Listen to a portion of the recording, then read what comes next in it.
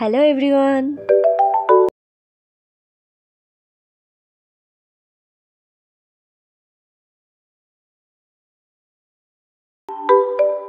কাল হচ্ছে মায়ের রথযাত্রা, তো আজকে আমি বেরোচ্ছি রথ কিনবো বলে। তো তার আগে ভাবলাম একটু যাই, গিয়ে দেখে আসি যে প্রস্তুতি কতদূর কি এগিয়েছে। তার আগে বলে রাখি, এটি হচ্ছে ভারতের দ্বিতীয় প্রাচীনতম এবং বাংলার প্রাচীনতম রথযাত্রা উৎসব। এই উৎসবটি 1396 সাল থেকে আমাদের পশ্চিমবঙ্গের শ্রীরামপুর শহরের মায়েশে অনুষ্ঠিত হয়ে আসছে। আর এই যে পাশের দোকানগুলো দেখছো বন্ধ হয়ে আছে, এটা আসলে মায়েশে স্নানপিড়ি ময়দান। এই ময়দানে কিন্তু 1 মাস ধরে মেলা চলে রথযাত্রার দিন থেকে। আমাদের শ্রীরামপুর মায়েশে জগন্নাথ দেবের এই রথটার উচ্চতা হচ্ছে 50 ফুট আর ওজন হচ্ছে প্রায় 125 টন মতো। আর রথের চাকা আছে কিন্তু মোট 12টা। আর এই যে মেলাটা দেখছো, এই মেলাটা কালকে থেকে ওপেন হয়ে যাবে, কারণ কালকে হচ্ছে রথ। জগন্নাথ দেবের স্নান যাত্রাটা আমি তোমাদের সাথে শেয়ার করতে পারিনি, কারণ যেহেতু এটা অনেক সকাল সকাল হয়েছিল, কিন্তু শুনেছিলাম অনেক ভিড় হয়েছিল। আর কালকেও এখানে অনেক ভিড় হবে। তোমরা যারা কালকে আসবে তাদেরকে আমি বলে দিই যে এখন কিন্তু এখানে ফোন চুরি হচ্ছে প্রচণ্ড, আর বাচ্চাও খুব চুরি হচ্ছে। তো তোমরা যারা কালকে আসবে তারা কিন্তু ভীষণ কেয়ারফুলি থাকবে, যেন তোমাদের সাথে এরকম কিছু না হয়। কারণ কাল এখানে প্রচণ্ড ভিড় হবে, তাই সবাইকে বারবার বলছি সবাই ভীষণ সাবধানে থাকবে এবং সতর্ক থাকবে।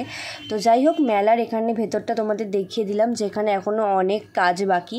তো আজকের মধ্যে কমপ্লিট হয়ে যাবে, কারণ কালকে থেকে মেলা খুলে যাচ্ছে। আমি আর মেলার বেশি ভেতর দিকে ঢুকলাম না, কারণ যেহেতু ওদিকটা কাজ চলছে, তাই জন্য ভাবলাম তোমাদেরকে একটু মন্দিরটা দর্শন করিয়ে নিয়ে আসি, যেই মন্দিরে জগন্নাথ দেব সারা বছর কিন্তু থাকে। তো আমি এখন সেদিকেই যাচ্ছি। আর কালকের 627তম বর্ষের রথের ভ্লগ কিন্তু চ্যানেলে খুব তাড়াতাড়ি আসবে। তো যারা এখনও সাবস্ক্রাইব করোনি তারা সাবস্ক্রাইব করে দিও, আর যারা ফেসবুক থেকে দেখছো তারা আমার পেজটাকে ফলো করে দিও। এখন আমি যাচ্ছি মন্দিরের দিকে। যারা আমার ভিডিওস দেখো তারা জানবে যে আমি এই জগন্নাথ মন্দিরের ভিডিও কিন্তু আগেও একবার আমার চ্যানেলে আপলোড করেছি, সেটা শর্টসে ছিল। যাই হোক, এটা তোমাদের বড় ভিডিওতে একবার আরও ভালো করে দেখিয়ে দিচ্ছি। তো দেখো, ঢুকতেই কিন্তু দুদিকে দুটো মিষ্টি মিষ্টি গোপুসোনাকে বসিয়ে রেখে দিয়েছে। আর আজকে হয়তো জগন্নাথ মন্দিরের ভেতর কোনো ছোটোখাটো অনুষ্ঠান আছে, সেই জন্য স্টেজও করা হয়েছে, আর এখানে অনেক লোকজনও ছিল। তো আবারও বলে দিই যে এটা হচ্ছে শ্রীরামপুর মাহেশের জগন্নাথ দেবের মূল মন্দির। এখান থেকেই কিন্তু জগন্নাথ দেব নিজের মাসির বাড়িতে রথে চেপে যান, সাথে বলরাম ও সুভদ্রাকে নিয়ে। সোজা রথ থেকে উল্টো রথ পর্যন্ত 7টা দিন কিন্তু জগন্নাথ দেব নিজের মাসির বাড়িতেই থাকেন, এবং জগন্নাথ দেবের রথটিও কিন্তু মাসির বাড়িতেই থাকে। উল্টো রথের দিন আবার মাসির বাড়ি থেকে জগন্নাথ দেবকে রথে চাপিয়ে নিজের বাড়িতে আবার নিয়ে আসা হয়, আর যেখানে রথটা আর কি থাকে সেইখানেই রথটাকে রাখা হয়। আর আজকে তো তোমরা দেখতেই পাচ্ছ জগন্নাথ মন্দিরের ভেতর ঠিক কতটা পরিমাণে ভিড়। আর আমি ভেবেছিলাম যে সামনে থেকে তোমাদেরকে ঠাকুর দর্শন করাবো, কিন্তু সেটা হলো না, কারণ এই দিকের যে ওঠার যে রাস্তাটা না, দেখো তোমরা নিজেরাই দেখো যে এখানটা ব্লক করেছে, এখান দিয়ে উঠতে দিচ্ছে না। হয়তো ওই দিক দিয়ে উঠতে দিচ্ছে, কিন্তু ওই দিকটা যেহেতু অনেকটা ভিড় সেই জন্য আর ওই দিকে যাইনি। তোমাদের একটু সামনে থেকে ঠাকুর দর্শনটা করিয়ে দেওয়ার চেষ্টা করেছিলাম, কিন্তু অনেকক্ষণ দাঁড়িয়ে থাকার পরেও কিন্তু ভালোভাবে দর্শন আমরাও পাইনি। তো অনেকক্ষণ দাঁড়িয়ে থাকার পর একদম এক ঝলকের জন্য কিন্তু দর্শন পেয়েছি, আর তোমাদেরকেও আমি এইটুকুই দর্শন করাতে পারলাম, কারণ এখানে প্রচণ্ড ভিড়। এরা ঠাকুরের সামনে থেকে সরছিলই না। তো যাই হোক, তোমাদেরকে কালকে আমি চেষ্টা করব ভালো করে দর্শন করানোর। আর তোমাদেরকে তো প্রথমেই বললাম যে হয়তো কোনো ছোটোখাটো অনুষ্ঠান আছে, যার কারণে এখানে স্টেজ করা হয়েছে। আর এখানে দেখো ছোট ছোট বোনেরা এখানে সুন্দর করে সেজেছে, ওরা হয়তো এখানে নাচবে।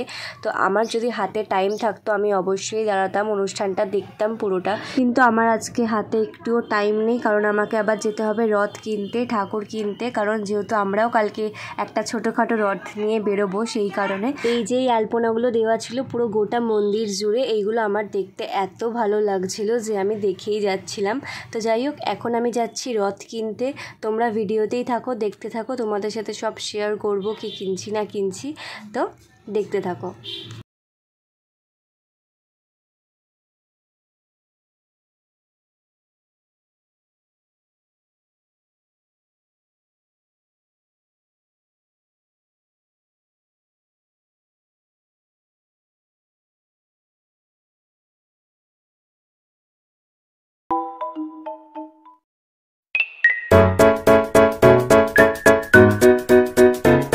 আমি এখন চলে এসেছি শ্রীরামপুরের পাঁচু বাজারে রথ কিনতে। এখানে কিন্তু অনেক সুন্দর সুন্দর রথ ছিল এই দোকানটাতে।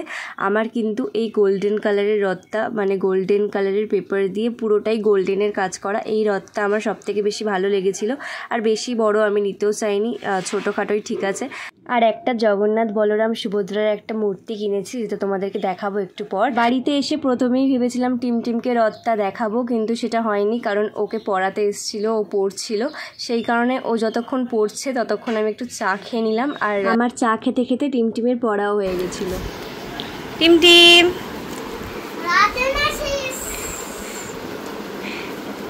কে নিয়ে বেরোবে এটা? আর এটার মধ্যে কি আছে বলতো? এটা খুলবো, দাঁড়া। প্যাকেটটা ধর। দেখো এই মূর্তিটার কথাই তোমাদের বলছিলাম, দেখিয়েও দিলাম। আর এইটাই কিন্তু রথের দিনকে রথটা সুন্দর করে সাজানো হবে, আমরা সবাই মিলে নিয়ে বেরোবো। তার ভিডিও কিন্তু খুব তাড়াতাড়ি আসছে। এইখানটা বসবে, কালকে সাজাবো রথটা, ঠিক আছে? কালকে সাজিয়ে রাখবো রথটা। রথটা ভালো লাগছে এমনি? আমি রবিবার কিন্তু বেরোবো না। কেন? এমনি রাস্তায় একটু ঘুরে আসতে। আচ্ছা ঠিক আছে। ভিডিওটা এই পর্যন্তই। ভালো লেগে থাকলে একটা লাইক করে দিও, আর চ্যানেলে নতুন হয়ে থাকলে চ্যানেলটাকে সাবস্ক্রাইব করে দিও। দেখা হচ্ছে পরের ভিডিওতে। টাটা।